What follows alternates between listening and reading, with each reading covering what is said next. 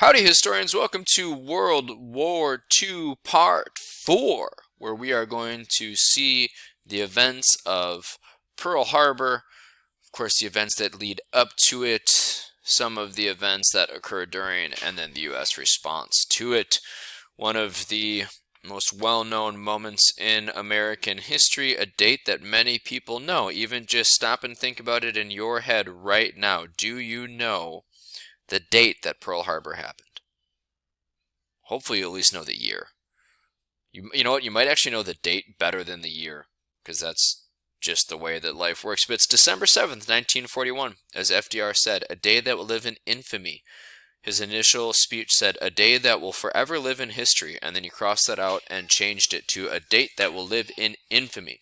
We have his speech and all of his little notes that he made on it in the archives. You can look it up. It's actually kind of cool to look at all the little tweaks and adjustments that he made before he went out and gave that speech. But if we do a little recap here and we think about what's going on. Okay, so Pearl Harbor is December 7th, 1941. Let's just set the stage for like late fall, winter 1941 and what's going on and what we've seen so far. We know that there's been this rise of fascism and totalitarianism in Europe and this rise of nationalistic militarism in Japan. You've got Mussolini in charge in Italy, you have Hitler in charge in Germany, and you have Tojo in charge in Japan. All of them are forming an alliance together and they're calling themselves the Axis powers. Italy is starting to build an African empire. It starts with Ethiopia. Hitler is starting to build a European empire. He's occupying the Rhineland. He's annexing the Sudetenland. He's annexing Austria, eventually takes over all of Czechoslovakia. He takes over Poland. England and France say, that's it, we're going to war, no more. Russia and Germany sign a non-aggression pact. Very quickly, by 1940, Hitler's taken over all of Europe except for Great Britain with his blitzkrieg lightning warfare. And what we haven't talked about too much is the Japanese. Now, we know that they've attacked areas of China, but when you look at the empire that they've been building in the Pacific, it's absolutely enormous. All right, so they've taken over large portions of mainland China, Korea, Manchuria. Now you can see here, this is 1942, so some of these areas like French Indochina, what today we call Vietnam, they hadn't taken over until about mid-1941, but they're taking over all these areas. The Philippines, Guam is an island nation you will hear a lot about in the war, Iwo Jima, Wake Island, the Solomon Islands, Guadalcanal, all right, the Dutch East Indies, all of these different areas have been taken over by the Japanese as they go out and they try to increase the amount of resources that they have, so that way that can lead to economic prosperity. Now, as we look at U.S.-Japanese relations in 1941, honestly, things were becoming increasingly strained. Relations were not very good, and a lot of it, of course, is because Japan is going out and building that massive empire that we are just looking at. The United States doesn't want to see Japan's empire grow too much. There were a lot of atrocities committed when Japan invaded China. The rape of Nanking is well known in history, and things got very bad when the Japanese expanded into the Dutch East Indies that we just looked at, and then French Indochina, Vietnam, because, now the French, an ally of ours, are having some of their imperial possessions taken over by the Japanese in Southeast Asia. So our relations are worsening. We're kind of putting on some soft pressure on the Japanese at this time, asking them to slow down, asking them to not take over territories controlled by other major democracies. Obviously, the Japanese are not listening to us. So we have a strained relation.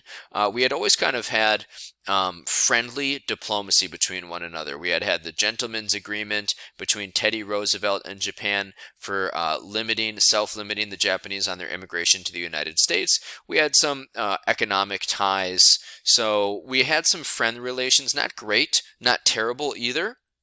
But things are starting to get strained as the Japanese go out and build this Pacific Empire. Also, we know it's only a matter of time until some of our imperial possessions, like Guam, like Midway Island, like America Samoa start to become attacked and part of the Japanese Empire, and of course Pearl Harbor is going to be part of that equation as well. Now what the US did early on is we put some economic pressure on the Japanese. When Japan joined the Axis powers, FDR took action here in the late 1930s. One thing we did economically is we prohibited the export of steel and iron to any country outside of the Western Hemisphere. So steel and iron couldn't go to anyone basically except for England and France. Now we did this because steel and iron are going to be used to make military machinery. That's what you're going to use to make your planes, your tanks, your naval ships. So this was really aimed at Japan. So when we prohibited the export of steel and scrap iron to all countries except those in the Western Hemisphere, this is aimed at Japan so they can't build their air force and their navy. When Japan invaded French Indochina, FDR cut off the export of all vital materials to Japan, especially oil.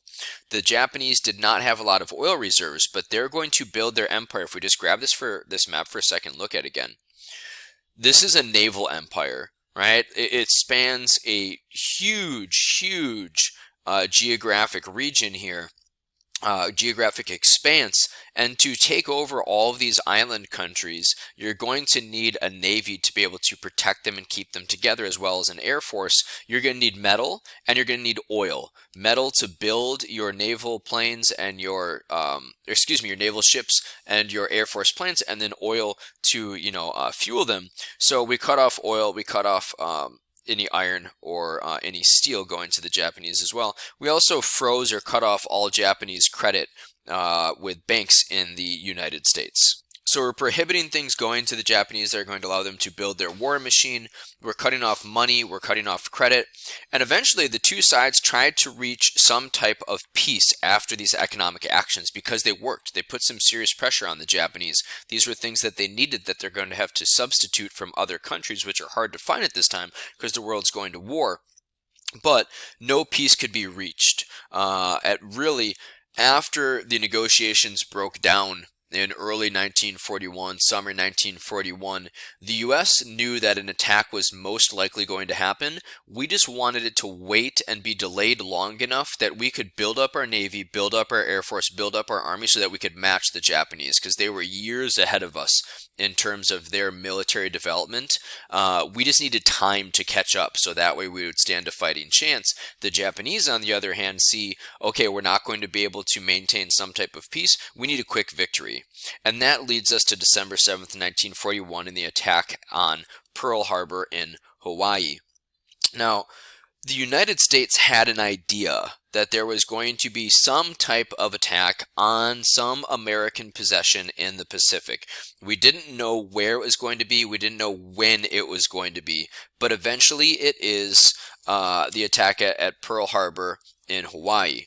Now, on the morning of December 7th, 1941, it is a true surprise attack. There's a lot of fringe history out there. The United States knew what was going to happen. We allowed it to happen. Again, we knew there was going to be some attack. We didn't know where it was going to be. Over 2,400 Americans lost their lives in this attack. There's no way we would allow that many people to die to drag us into the war, right? We would have evacuated a lot more people and just allowed the destruction of property instead of the death of thousands of Americans.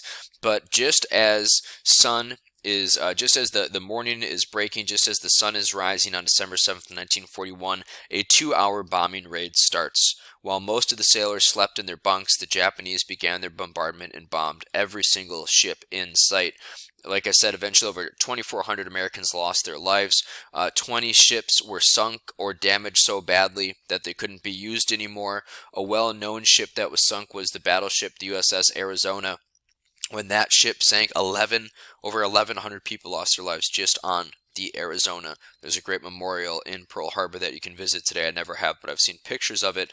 Over 150 planes are destroyed, 20 ships. Luckily for the United States, all 3 aircraft carriers had left the harbor that morning before the bombing raid. That was very important.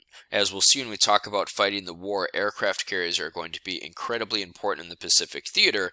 So this also propels the idea and the conspiracy theory that the United States knew that Pearl Harbor was the target, and we got our aircraft carriers out of there and just kind of sacrificed everybody else. again, we would not have allowed 20 ships, 150 planes, and over 2,400 people to lose their lives. We would have gone smaller. But either way, for the Japanese, it was a successful bombing raid, and it was a moment of shock for the United States. So as word about this gets back, FDR goes to Congress and asks for a declaration of war. So on the next day, on February 8th, FDR describes December 7th as a date that will live in infamy, and he asks Congress to declare war on the Japanese. Quote, "Since the unprovoked and dastardly attack by Japan on December 7, 1941, a state of war has existed between the United States and the Japanese Empire. Congress agrees. They passed that resolution, and on December 8th of 1941, the United States has declared war on Japan. 3 days later, on December 11th, Germany and Italy honor their treaty with the Japanese, and they declare war against the United States. And then a day later, we declare war against Italy and Germany, and now the United States is officially in World War II. So Pearl Harbor is the event that officially pulls us in. Now, of course, there's all kinds of history out there about this. You can find all kinds of newspapers. You can find lots of television news broadcasts too, right? So television's coming out, movies are big. Before every movie, there used to always be news. So if you would just follow this link here, you can see the original news here about Pearl Harbor. Oh, hold on.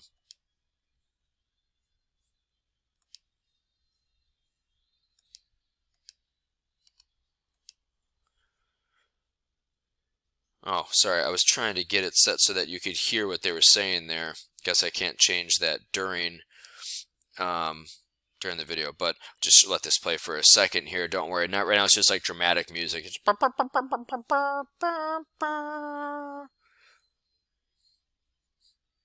here's the Navy showing Pearl Harbor in Oahu in the Pacific Ocean, part of Hawaii.